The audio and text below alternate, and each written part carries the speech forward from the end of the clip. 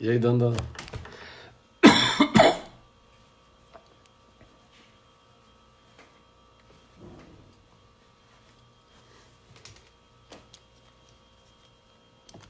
Oi, Maçoca.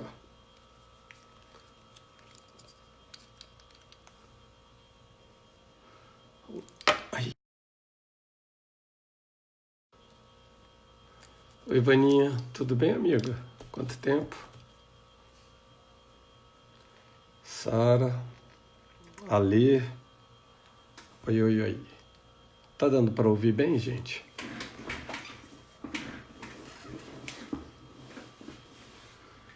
Você me dá um ok? Quem tá ouvindo?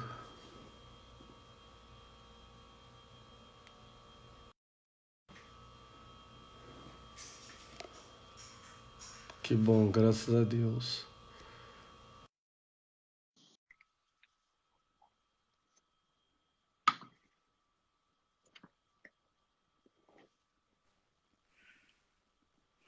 E aí, Daniel? Boa noite aí, pastor. Beleza? Quais são as boas novas? Então, não temos a tal bala de prata, né? É, tá todo mundo dizendo, né, cara? Mas fica ruim, né, você achar que ele fez por nada, né? É, de qualquer forma, parece que tem um bastidor, tem alguma coisa, né? Estranho, né? Estranho, muito estranho. Porque ele apostou tudo, né? Ainda mais um camarada tão experiente igual o Sérgio Moro, né? Em tese, experiente, mas não na política, É, né? ele saiu dando tiro de festim, né? É por aí. O tiro dele era um tiro muito fraco. Quer dizer, um tiro muito fraco não é, porque a gente não pode esquecer que a gente matou a nossa segunda possibilidade de ter 8 anos, né? Porque depois do Bolsonaro seria ele, ponto final, não é? Não teria outro. Bom dia, Samuel. Bem-vindo, querido. Então não teria É, outro.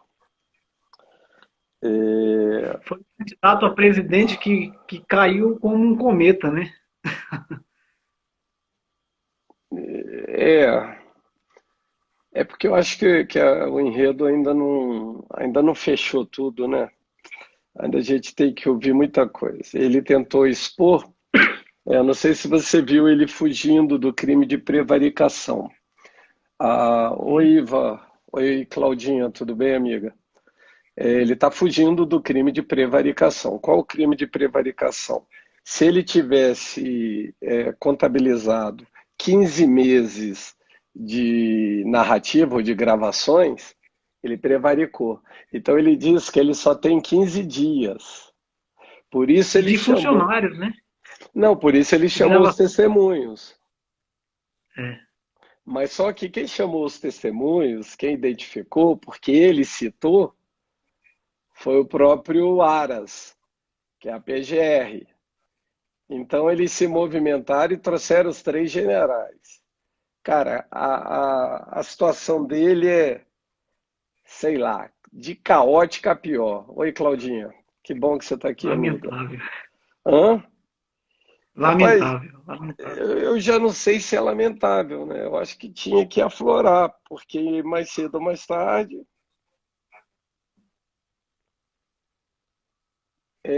Você acha que é o último dos inimigos? Nada, tem muito ainda, pastor. Tem? Os ministérios Não, estão mas aí você está falando de todo totalmente mundo. aparelhados. Mas aí você está falando de todo mundo que está abaixo ali, não o pessoal de primeiro escalão, né? Ah, sim. O pessoal de primeiro escalão ali, É todo eu acho que Bolsonaro. está ficando mais coeso, né? Tá ficando mais coeso. Tá ficando um time mais responsável pelas suas ações, né? É. Ali no meio militar, ali é complicado, porque o militar ele é sempre neutro, ele sempre está ali pautando pela legalidade, né? Pela Eles não entram legalidade, nessa questão política, né? em tese, né?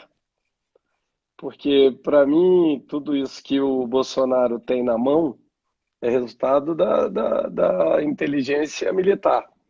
Não sei nem se é da Exatamente. ABIN. Bem, a ABIN ainda tinha o Ramage, que era amigo dele. Então, espero eu, crendo eu, que não tenhamos mais nenhum tipo de surpresa ou alguma situação desagradável nesse sentido, né? Na gestão pública, você não precisa ser a pessoa mais inteligente para fazer as coisas acontecerem. Se você tiver gente inteligente, capaz, sob o seu comando, você toca qualquer coisa, entendeu? E o Bolsonaro ele tem debaixo dele ali pessoas extremamente capacitadas, né? Nós temos ali o general Heleno, que é assim, é uma peça É, rara, né? mas Temos só ali teve o 3 próprio anos, Mourão. O né? Mourão é inteligente demais. Mas o Mourão é o que menos se posiciona. Então, se fosse o Sim, mas Heleno ele. mais jovem, seria diferente. Eu gosto do Mourão, mas eu acho que ele é o que menos se posiciona. Ele tem uma atitude meio neutra. E a gente já sabe que não tem neutralidade em nada na vida. Quem não se posiciona já se posicionou, né? É. Temos o general Braga Neto também, que é muito bom. Mas o Braga Neto chegou Né? agora para a política, né? Oi, Érica, bem-vinda, amiga. Isso. Bem, mas são boas notícias, não são más notícias. A bala de prata que Né? todo mundo esperava que fosse matar. Porque bala de prata, você sabe o motivo? Por quê? Não tem a ver com Mata lobisomem? vampiro, lobisomem, né? É como se ele fosse o É. bicho-papão, né? E ele é o bicho-papão. Ele é anticorrupção e a gente não aguenta mais corrupção. Porque no frigir dos ovos, quem paga a conta somos nós. E todo esse dinheiro que está sendo jogado. Porque eu não posso reproduzir o vídeo que eu recebi agora, há uns 15 minutos aproximadamente. Eu recebi um vídeo de chorar, chorar, chorar. Eu vou cotar, mas não vou reproduzir. Um vídeo, Né? um vídeo lá de Manaus, com várias pessoas já com uma respiração dificultada e ninguém tocando em ninguém. Oi, Ana Carol, seja bem-vinda. E ninguém tocando em ninguém. E numa dessas filmagens mais próximas, assim, sei lá, 40 centímetros, uma senhora, já dentro do saco que a gente veda, fecha quando a pessoa morre, já dentro desse saco, mas respirando. E ninguém Uai. tocando. A minha oração é que Deus pese a mão. Eu não fiz outra oração. Eu falei, Deus, pesa a sua mão sobre esse povo, porque não faz sentido mais. Então chegou o limite, cara, do ser humano. Por qual motivo você largaria alguém morrendo, uma senhora? Cara, filmagem em cima. E aí a outra pessoa pega na mão, solta a mão da pessoa, a pessoa já dentro do saco, respirando, com muita dificuldade. Então não tem uma intubação, não tem pelo menos um catéter nasal. Então, se existe alguma coisa pior do que isso, não me contaram. Então, eu ouvi dizer que com a ida do ministro lá, ministro da Saúde, É, os não, números dos mortos caíram de forma vertiginosa. de 139 para 46. Ou seja, é mentira o que está sendo divulgado. Todo mundo já sabe. Mas não tem como todo dia um ministro estar viajando. Não, não posso, Claudinha. Me pediram sigilo, por isso que eu não posso.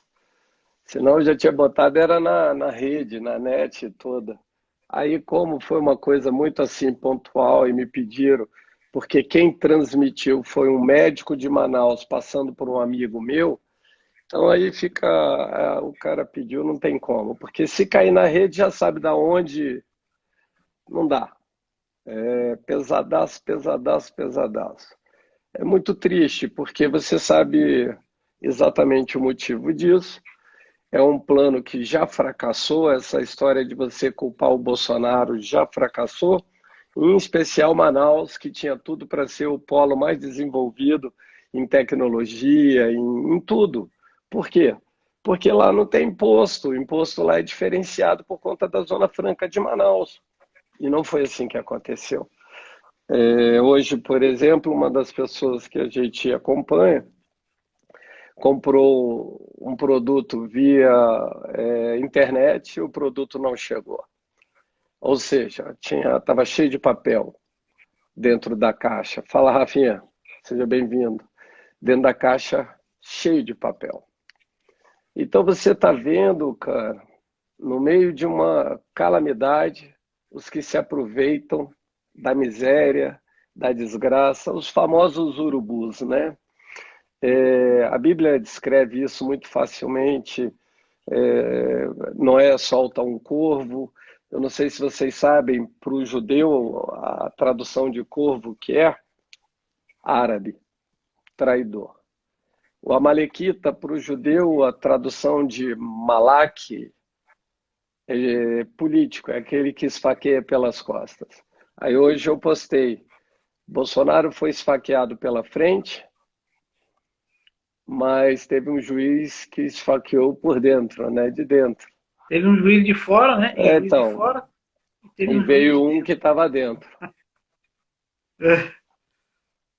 Bem, essas são as notícias do dia, mas... E o Bolsonaro foi lá, oh Jesus, eu queria tanto que ele me ajudasse para eu conseguir ajudá-lo mais, mas ele já está no limite, ele já não suporta mais apanhar, ouvir o que ele tem ouvido das pessoas, e em especial, vai lá, ele já sai com um xerox da página da Folha de São Paulo.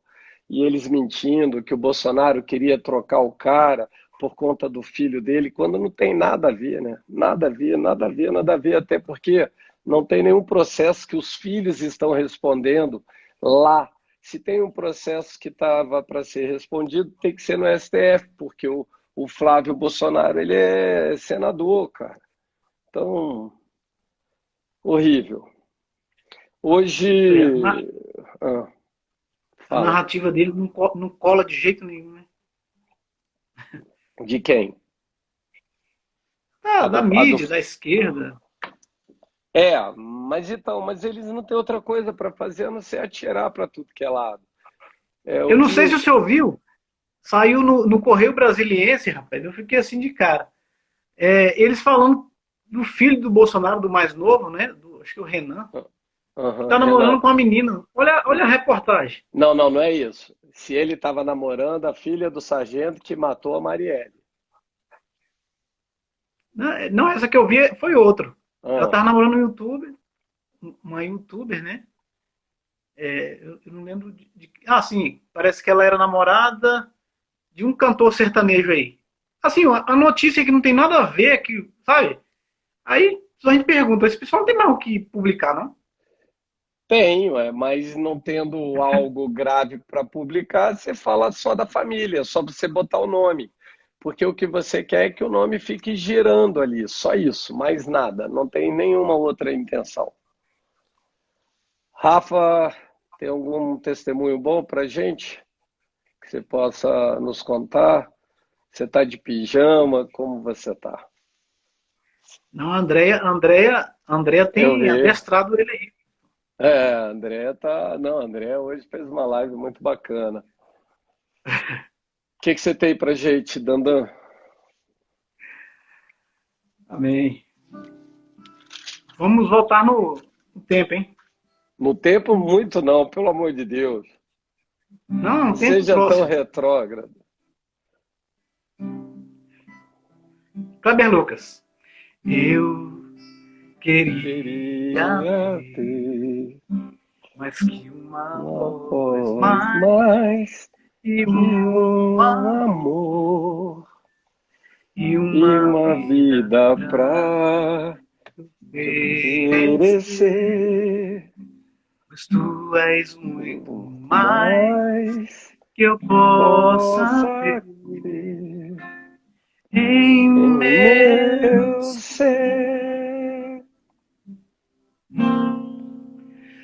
és o autor, O autor, aquele que pintou com perfeição a vida.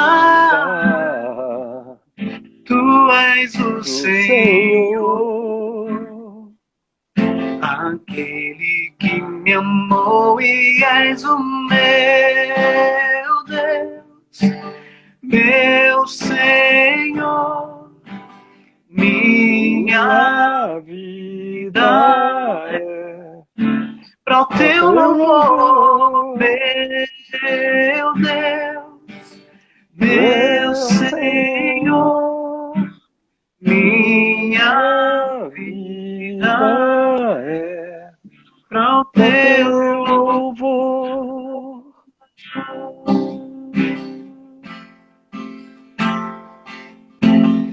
Recebe a minha adoração, que é fruto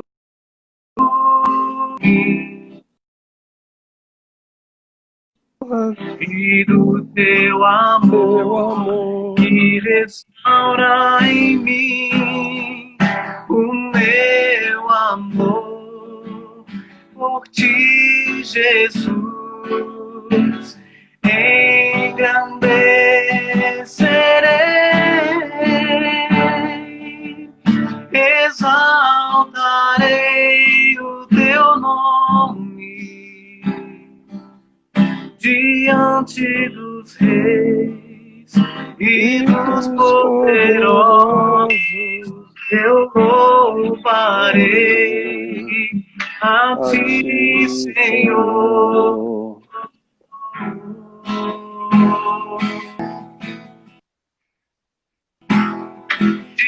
Mas me submeter a tua mão, me traga toda pra respirar, me faz andar. Quem está conectado aqui é o seu. Sobre as águas.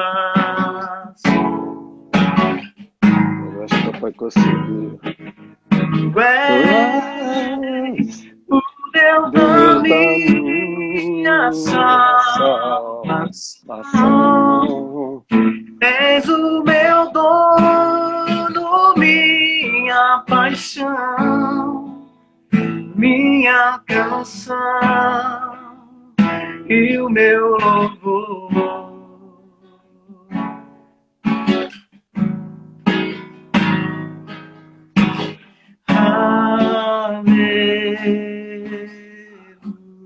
Aleluia, aleluia,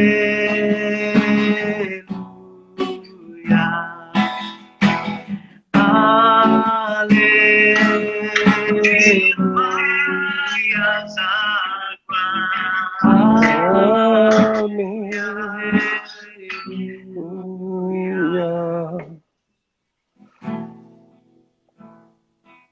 Põe mais uma aí do baú.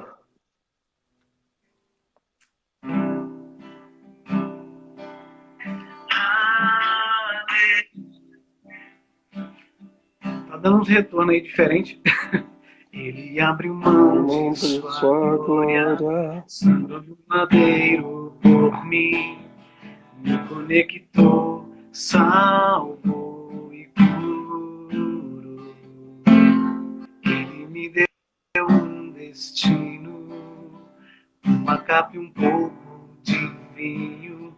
Ele me deu unção, cajado e pão.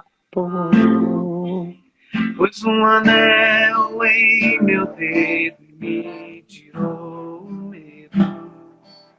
Novas sandálias pra suportar o ID. Pôs um anel em meu dedo e me tirou o medo. Novas sandálias e disse: vai.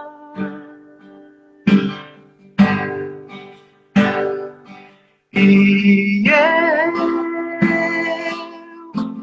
me despedi pais. Eu queimei minhas carroças e eu afundei meus barcos no cais.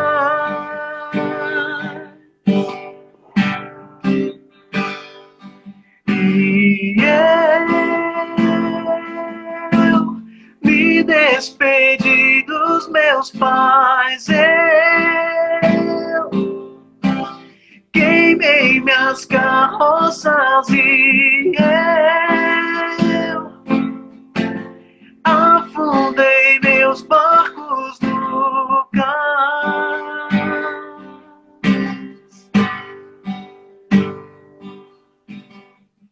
Pra onde eu irei?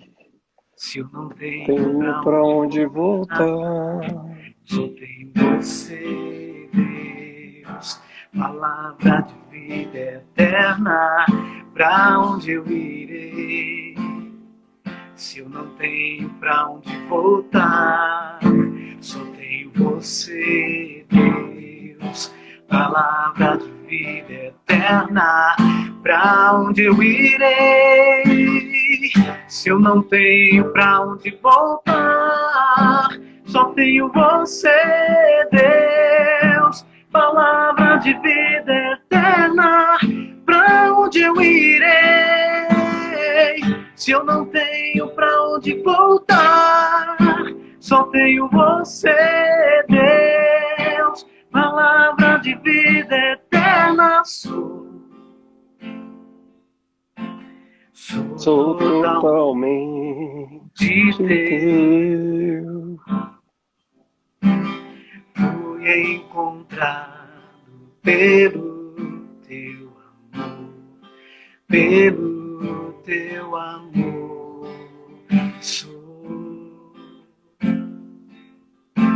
Sou totalmente teu. Fui contemplado em ser um com você, ser um com. Tira o medo que me faz dizer: Moisés, suba em meu lugar. E me faz entender que a tempestade é você, chuva forte é você, vento forte é você, e o que me faz tremer as pernas. A porta aberta é você, mas a fechada é você. É tudo sobre você. Eu vou subir um monte que muitos desistiram e vou ficar lá até te encontrar. Eu vou entrar na casa e vou fazer morada e vou ficar lá até te encontrar.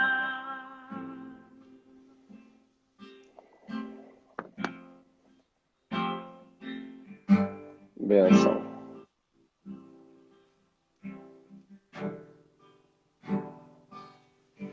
Como a Sara Rebeca está dizendo aqui, é tudo sobre ele, sempre foi sobre ele. Não tem a ver comigo, não tem a ver com você, tem a ver com ele. A grande verdade é que a maior parte das vezes apontamos para nós quando tudo tem a ver com ele. Eu creio que se nós chegamos até aqui é porque até aqui o Senhor nos ajudou. Estamos cansados, alguns desanimados, outros aflitos, machucados e feridos, mas não estamos, como diz a palavra, destruídos. E se não estamos destruídos é porque ainda temos muita coisa a fazer. Eu creio nesse tempo, onde Deus está dando uma oportunidade para fazermos diferente de uma forma nova. Eu quero repetir o que o mundo está dizendo, não sou eu, que o mundo não vai ser mais o mesmo. Apesar ainda de eu ver e ouvir, como eu vi ainda há pouco e declarei acerca do vídeo que eu recebi, pessoas com o coração endurecido, empedernido, pessoas que não entendem sequer acerca de si mesmo, ou de situações e circunstâncias. Sabemos que tudo se trata de uma escolha. Mas antes de uma escolha nossa, foi uma escolha dele. Foi ele quem escolheu. Foi ele quem saiu do seu trono de glória, desceu e veio em direção a nós. Por isso ele é o socorro bem presente. Ele é o socorro bem presente no dia da tribulação, no dia do seu cansaço, no dia em que você já não tem mais o que fazer. Sabe aqueles momentos extremos em que entregamos as pontas e que parece que perdemos o controle de tudo? Esse é o momento ideal para ele agir. Quando perdemos o controle das coisas. Quando não temos mais o controle, é porque agora ele assumiu o lugar de controle. É quando damos aquele passinho para trás e dizemos, Senhor, não podemos. É como eu tenho dito acerca de toda calamidade que gerou uma impotência no homem. A impossibilidade faz com que recorramos a Deus. E é no momento de maior aflição é que nós buscamos Ele de uma forma verdadeira, genuína e bem íntima. É quando as pessoas estão disponíveis. Eu amo ministrar em velório, porque é o lugar do coração quebrantado. É o lugar onde as pessoas estão com os corações abertos, disponíveis para ouvir aquilo que Deus tem para dizer. A grande verdade é que não queremos pregar aquilo que você quer ouvir, mas aquilo que você precisa ouvir. Como diz o ditado popular, passar o pano. Não se trata de passar o pano, mas de passar o sangue do Cordeiro. Alguns pintam, passam o pano, mas o Senhor colocou foi o seu sangue.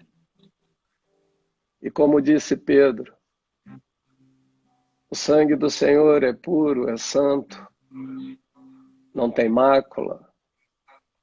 Por isso ele pode fazer todas as coisas. O que mais me agrada não é meramente entender que Jesus morreu naquela cruz, mas se há algo importante para ser feito por mim e por você. Se trata da resposta que daremos à morte dele na cruz. Qual o sentido, qual o significado que daremos àquela morte? A resposta está em mim e está em você. Eu creio que alguns chegaram aqui cansados e mesmo desanimados a ponto de entregar tudo. Alguns podem ter pensado em tirar a sua própria vida. Quando eu digo tirar a sua própria vida, a vida não é sua, é dele. Ele a deu e ele a tira quando quiser. A forma mais covarde de não tentar é desistir por meio do suicídio.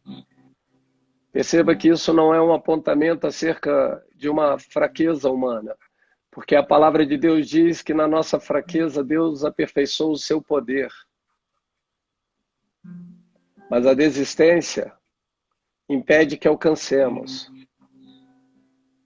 A desistência, ela deveria ser também somente uma palavra no dicionário, mas não uma vida de prática. A Bíblia é o nosso livro de regra, fé e prática. Alguns não sabem, mas quem escreveu o Super-Homem foi um judeu. S é de esperança, aquele que veio para salvar o mundo. Mas existia algo que poderia ferir, a tal criptonita. A criptonita é como o pecado. Deus não é moralista. A grande questão é por que Deus criou tantas regras, porque Ele te ama de tal forma e a tal ponto, que Ele sabe que o pecado te fere e te machuca. Porque o salário do pecado é morte, mas crer naquele que morreu numa cruz é vida. Qual a resposta que daremos a essa geração? Hoje eu falava acerca disso com um amigo meu. Muita gente pensando na sua própria vida nesse momento e esquecendo que está vindo uma geração. Está vindo uma geração. O que deixaremos para eles? Um mundo pior ou um mundo melhor? Quando você não mais existir, quando você não mais estiver na Terra, quanto tempo levará para que seu nome seja esquecido?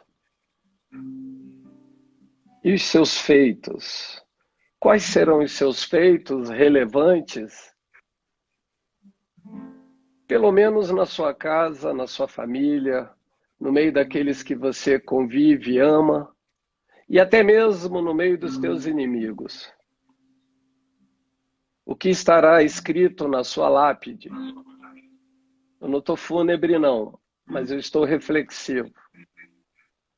O que você escreverá? Eu gostaria de escrever o que o Paulo escreveu. Que eu combati um bom combate, completei minha carreira e guardei a minha fé.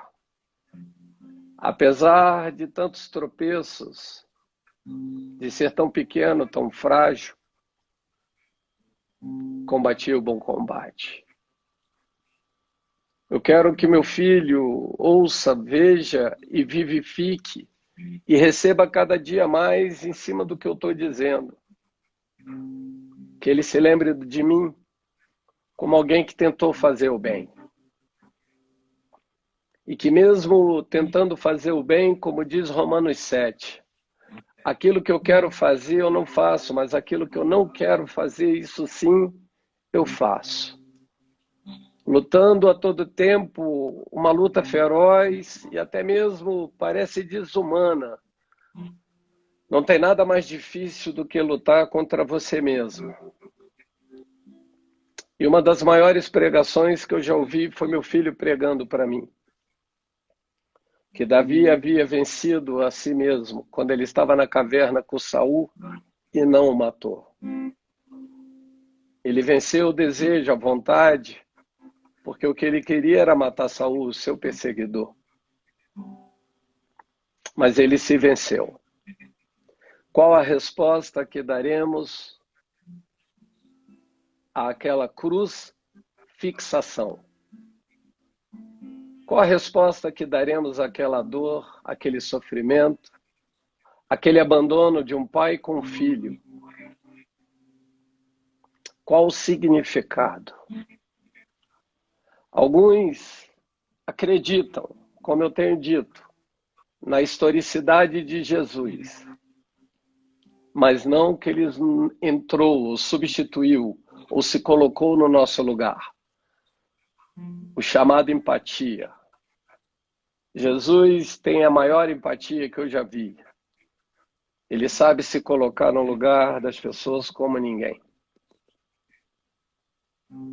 Hoje, depois de passado 44 dias, se eu não me engano, dia após dia estamos aqui buscando, orando, lendo, falando dele. Eu não posso crer que algo diferente não tenha acontecido dentro de você. Não pela calamidade, Porque a calamidade não muda ninguém. Mas pela sua busca, a intensidade, a forma, mudamos a forma. Forma e motivo são coisas distintas. Podemos errar muitas vezes na forma, mas não na motivação. Motivação fala de coração. Fala da forma mais cruel de se fazer algo. Premeditado, pensado, estudado, analisado, refinado o projeto do crime. E hoje eu quero compartilhar com você acerca de algo para nós refletirmos.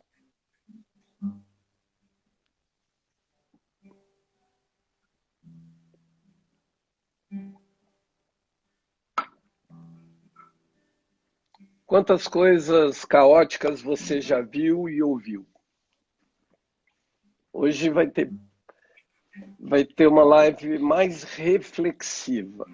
E eu gostei muito disso que eu ouvi de Deus.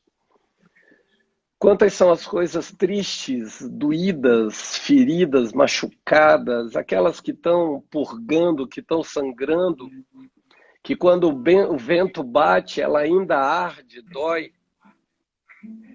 E nós temos por costume fazer a pergunta: por que Deus permite o sofrimento? Perceba que Deus não permite nada que Ele mesmo não tenha vivido ou suportado. Perceba que Deus, quando via Jesus, Ele via Jesus para que Jesus, como Deus, tivesse propriedade para saber o que era fome, dor, tristeza, vazios, falta. E na propriedade Ele pudesse ministrar, julgar, condenar ou absolver. Às vezes a verdade é que olhamos para as pessoas mais piedosas e estranhamente são essas pessoas as que mais sofrem, como Jó. Jó era reto, justo, se desviava do mal. Reto, justo e se desviava do mal. Mas quanta calamidade, quanta coisa difícil na vida dele. Perder 10 filhos, perder um filho é uma tragédia, 10. Não dá para dimensionar. Sendo ele o homem mais rico do Oriente, perdeu tudo. E por fim, como se não bastasse perder dinheiro, os filhos, perde também a saúde. E muitas pessoas nesse tempo têm perguntado por que Deus permite tal coisa. Por que a sua história tem sido como tem sido? Por que você não venceu aquela partida? Por que você não entrou? Por que você não foi aprovado? Por que você não ganha mais? Por que você não concluiu seus estudos? Por que você não buscou outra porta? A porta estava aberta. Por que você não abraçou aquela oportunidade? Por quais motivos? É nesse momento que vem essas reflexões falando acerca das nossas crises existenciais. E óbvio, como homem, fica fácil perguntar: por que um Deus que é tão bom permite que essas coisas aconteçam com as pessoas? E existem estudos profundos acerca dos rabinos, eles nem gostam de entrar nesse assunto para não correr o risco. Porque não é um tema fácil você dizer e responder por que um Deus tão bom permite estas coisas. A primeira resposta que eu tenho, que é a prova do amor, é dar liberdade para quem você ama. E Deus te deu liberdade para você escolher. Ainda que Ele pudesse impor, Ele te deixou livre. Escolha, pois. Por isso eu repito o que está em Deuteronômio 30, 19 e 20. Eis que eu coloco diante de vós o caminho da bênção, da maldição, da vida e da morte. Escolha, pois, a vida. Disto depende a sua longevidade. E para que nós não corramos risco, eu quero te pedir algo. Porque eu estou tentando te dar um porquê para as coisas. Só que eu estou falando de Deus, e a Bíblia diz que não conseguimos perscrutar a mente de Deus. Nós não conseguimos acionar ou acessar a mente de Deus, exceto quando Deus se revela por meio da sua palavra, exceto quando o próprio Deus se manifesta.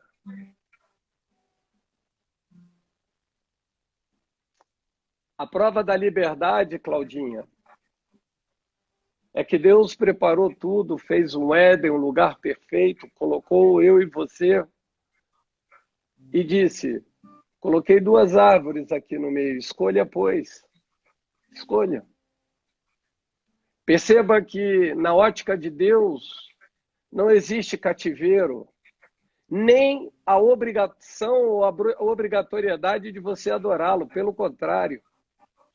Se você implora amor, é porque isso não é amor. Se você ficar pedindo, me ama, me ama, me ama, me ama, isso não é amor. E o pior, o não ter amor próprio é exatamente você implorar amor a alguém. Por isso, quando você se volta para a palavra, a Bíblia deixa bem claro que Deus te ama. Para que você não dependa do amor de pessoas, senão do amor de Deus. Porque o amor de Deus é o amor que preenche, o amor das pessoas ainda é um amor em processo, é um amor em crescimento, é um amor que está avançando, mas ainda não é o amor que o próprio Pedro questionou. Quando Pedro nega Cristo, antes disso, imediatamente antes desse momento, ele diz que seria capaz de morrer por Cristo, e Cristo falou, Pedro, tu não sabes o que fala. Porque em Pedro ainda não tinha um amor. E eu descobri algo na palavra, que você aprende a amar. Aprender a amar. Parece que é uma coisa estranha, né? Aprender a amar. Perceba que Deus diz que nós deveríamos amá-lo com toda a força, com toda a mente, com todo entendimento, com todo o coração, com toda a alma. Ele está falando com toda a plenitude, com todo o seu ser. Ele está dizendo como se deve amar. E ele diz que te amou primeiro. Então, perceba que Deus não reagiu ao seu amor, pelo contrário, ele te amou primeiro. As pessoas são reativas.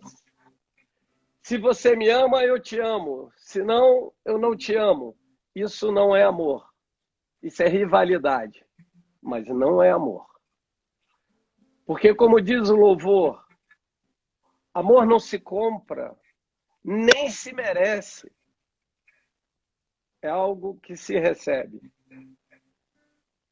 Não é uma força, é uma entrega. Não é algo que você fale meramente. O amor é acompanhado de ação. E houve uma ação que mudou a história da humanidade. A crucificação do seu próprio filho. Que amor é esse? Já temos dito e pregado e ministrado sobre isso. Que amor é esse? Capaz de aprisionar o seu filho numa cruz.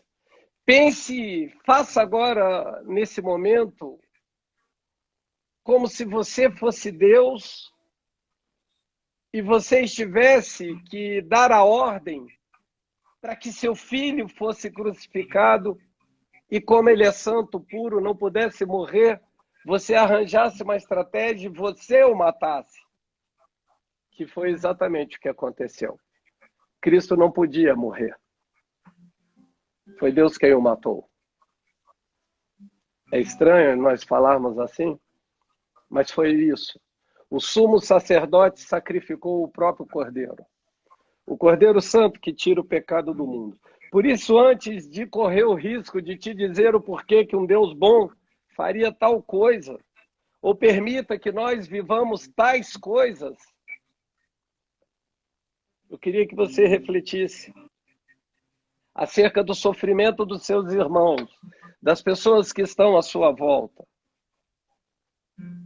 Porque se o sofrimento dos teus irmãos não fizer sentido para você, não faz sentido você receber a resposta de Deus.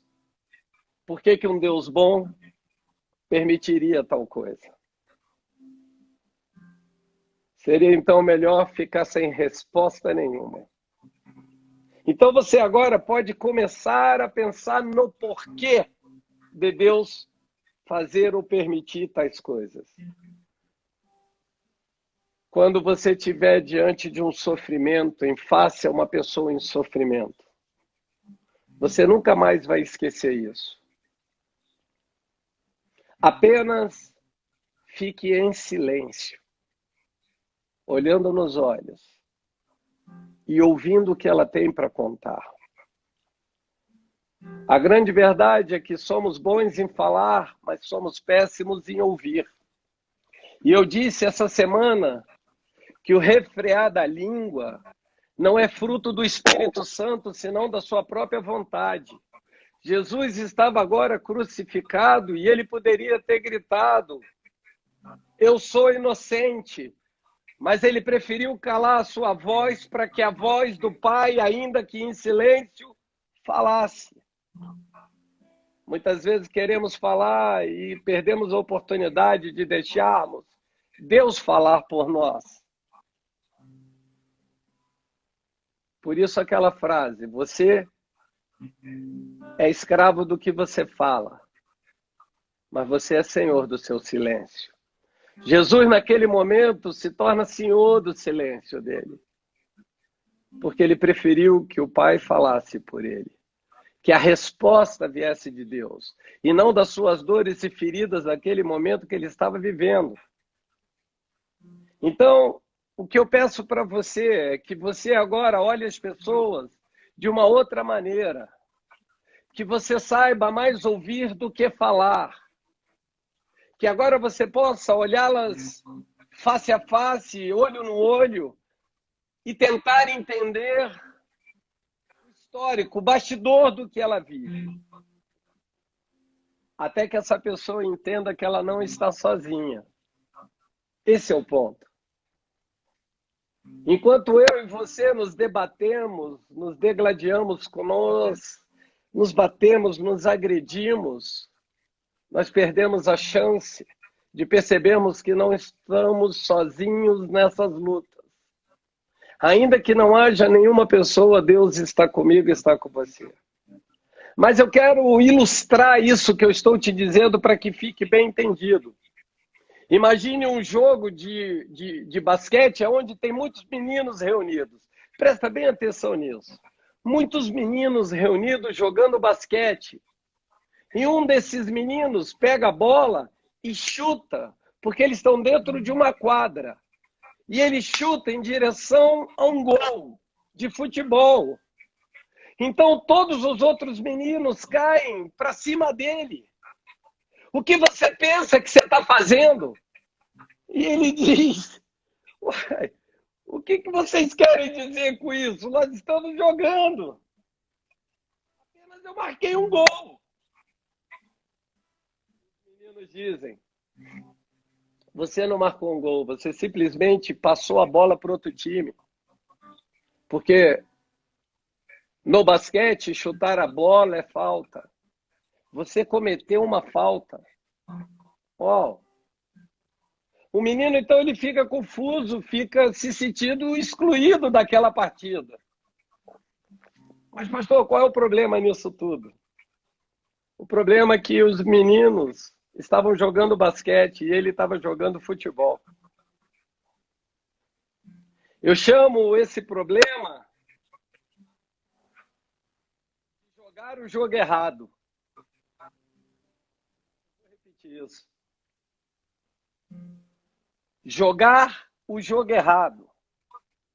E jogar o jogo errado é o maior erro que você pode cometer na sua vida inteira. Qualquer que seja o problema que você enfrente agora, seja dívida, fome, desemprego, luta, casamento destruído, portas fechadas, emprego, estudos interrompidos, sonhos engavetados. Qualquer que seja a sua incapacidade, até mesmo o seu vício. É assim que Deus chutou a bola. Eu vou repetir. É assim que Deus chutou a bola. Você estava se debatendo porque você não entendeu o que está no bastidor disso tudo. É como nesse jogo que eu acabei de narrar. Um monte de menino jogando basquete e o outro menino jogando futebol. E Deus faz desse jeito, dá um chutão bem forte na bola. E você perde o controle e não entende mais nada. Você fica furioso, fica com raiva, se debate e muitas vezes ainda acusa Deus de estar sozinho. Escuta bem isso. Na verdade, na verdade é que nós estamos jogando jogos diferentes. Eu vou repetir isso para ficar gravado. Estamos jogando jogos diferentes. Deus está jogando um jogo e você jogando outro jogo. Você está jogando um jogo chamado de Minha Vida Perfeita. Você se esforça, se dedica para que você tenha uma saúde perfeita, malha, come certinho, faz tudo certo. Coloca as finanças em ordem, o casamento perfeito. E chega mais perto do que tudo que você poderia chegar. Você está tão perto daquele jogo chamado Vida Perfeita. E quando ocorre o sofrimento, vem a fúria novamente. Porque isso significa que o seu jogo está dando errado. Mas você queria tudo equalizado, tudo correto, tudo certo. Aqui cabe uma pergunta que não quer calar. Pelo amor de Deus, guarda isso, querido. Qual o jogo que Deus está jogando? Qual o jogo que Deus está jogando e que você ainda não entendeu? Eu dei um nome para esse jogo. Você está jogando o jogo da vida perfeita e Deus está jogando a história perfeita. E a história perfeita não se retrata por uma foto. É que Deus deseja contar a melhor e maior história por meio da sua vida. Por isso ele dá o chute bem forte, bem longe, bem distante, fora do seu alcance. Parece que você não consegue chegar naquela bola. Parece dividida de futebol. Parece que as coisas não se encaixam, está tudo quadrado. Parece que não tem perspectiva, não tem visão. Mas é porque Deus quer fazer a coisa maior acontecer, mas você está jogando outro jogo.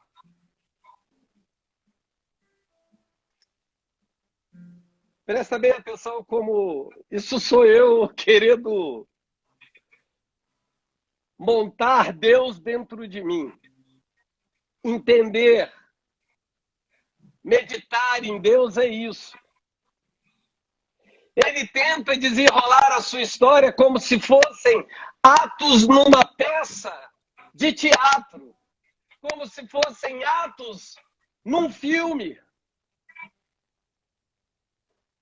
A história está repleta de dramas, heróis e vilões. Assim é a nossa vida. Heróis e vilões. Ainda há pouco pensávamos que ele era herói, agora ele é o vilão. Perceba que você oscila. E todas as vezes que eu falo de oscilar, eu me lembro de Pedro. Simão oscilava, Pedro não. Simão oscilava, Pedro não, Pedro é rocha, Simão é oscilante. Jacó deita numa pedra, anjos desciam e anjos subiam, oscilava espiritualmente. E nessa história repleta de dramas, heróis e vilões, vem as tristezas e as alegrias, as frustrações. E aprendemos que tudo está sendo gravado acima. Escuta isso, como se fosse um longo filme. Já se passaram 7.000 anos quase. Na cultura judaica, para ser preciso, 5.580 anos. Esse filme está sendo contado. Então, onde está você nesse jogo?